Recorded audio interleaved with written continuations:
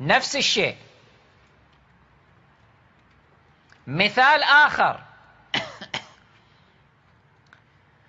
عبد الرحمن ابن ملجم لعنه الله، قاتل أمير المؤمنين صلوات الله عليه.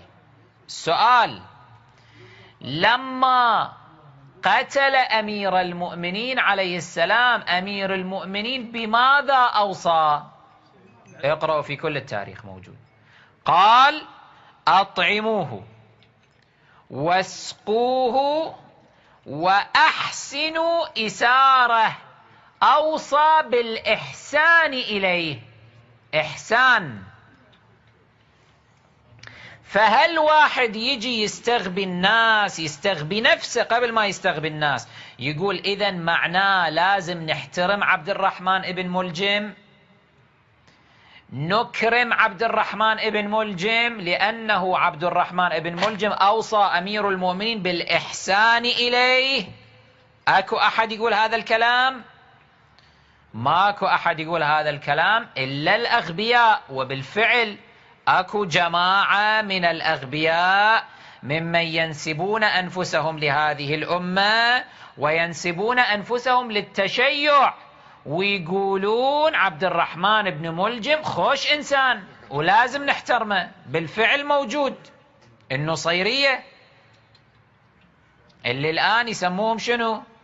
علوية أو علويين. طبعا مو كلهم، فئة منهم في سوريا تقدرون تسألوهم، في تركيا تسألوهم، ما يرضون على عبد الرحمن ابن ملجم، ما يقبلون، يقولون عبد الرحمن ابن ملجم أوصى أمير المؤمنين بالإحسان إليه، وهذا أصلا قدم خدمة لأمير المؤمنين. ليش؟ لأنه خلصه من الناسوت وألحقه باللاهوت.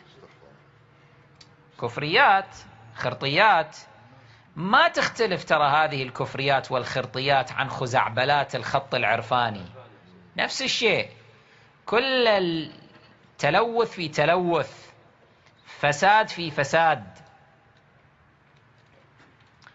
أما المسلمون فيقولون لا، عبد الرحمن ابن ملجم مذموم ملعون هالك في النار، يفضحونه، ينالون منه، يلعنونه، يسبونه، يهجونه. ما يقولون أنه هذا يوقفنا مسألة أن أمير المؤمنين قال أحسنوا إليه، أحسنوا إساره، إذن إحنا لازم نحترمه. المسلمون كذلك يهجون أبا سفيان، يلعنون أبا سفيان، يذمون أبا سفيان، يطعنون بأبي سفيان، وما يقولون لأن النبي قال من دخل دار أبي سفيان فهو آمن، إحنا لازم نكف ألسنتنا عنه. والمسلمون كذلك يقولون في عائشة ما يقولون، يذمونها، يلعنونها، ينالون منها، يهجونها، يفضحونها، يبينون مثالبها، يصرخون بملء الفم عائشة في النار.